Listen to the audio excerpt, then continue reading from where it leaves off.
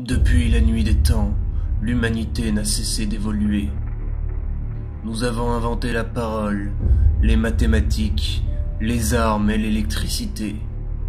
Nous avons réalisé des prouesses technologiques hors du commun. Nous sommes désormais capables de nous déplacer sur Terre, dans les airs, sur et sous la mer. Nous avons inventé les ordinateurs, Internet et YouTube. Et sur ce site, des milliards de vidéos ont vu le jour, traitant tous les sujets, des pâtes bolognaises au voyage dans l'espace, en passant par les fourmis. Des youtubeurs myrmécologues sont nés. Yassi Vidéo, Non Merci, Tréturus, Fuga, Baptiste et Monsieur Zoom.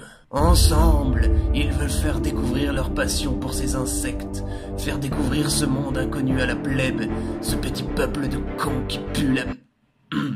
Pardon.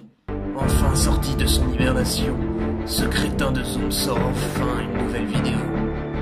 Générique.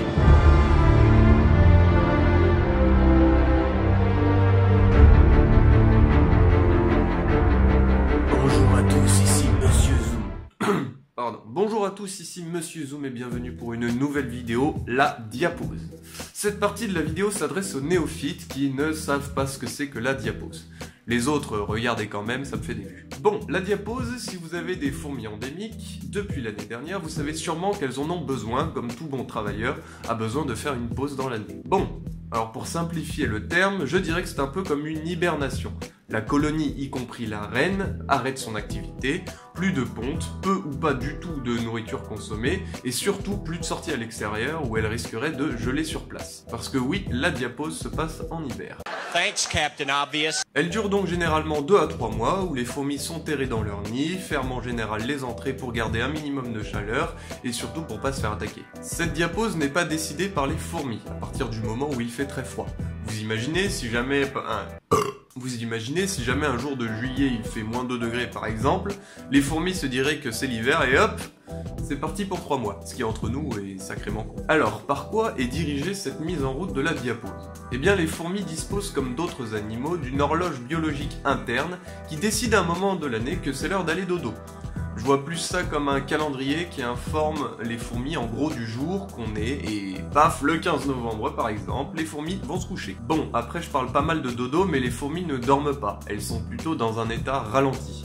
En général, les ouvrières les plus fragiles ne survivent pas à cette étape et le couvain a tendance à diminuer parce qu'il se fait manger. En gros, attention, phrase compliquée en approche. Pour résumer la diapose, je dirais que c'est l'association de la diminution de la température et de la concordance avec leur horloge biologique interne qui déclenche la diapose chez les fourmis. Bien, du coup je parle de diapose aujourd'hui parce que c'est l'heure pour mes petites de sortir du frigo.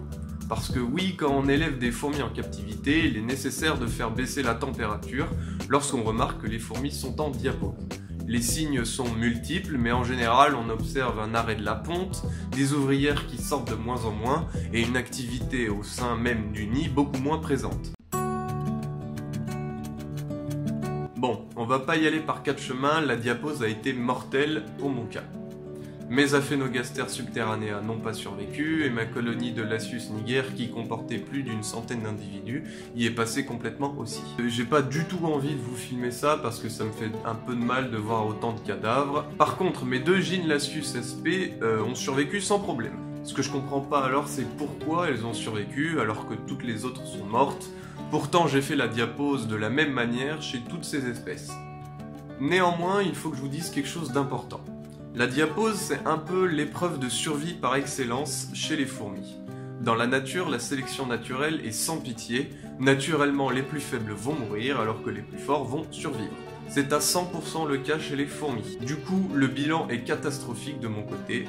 Ça fait toujours un peu mal de voir notre colonie complètement décimée alors qu'on passe des heures à s'en occuper, mais hélas, on peut pas y faire grand chose. Quand une gine est faible, quand une colonie de manière générale est faible, c'est normal qu'elle y passe. En général, une fois qu'une colonie a passé une diapose, les autres seront beaucoup plus simples pour elle. Ça fait partie de l'apprentissage d'avoir des colonies qui ne survivent pas, mais je vous avoue que ça fait quand même bien chier.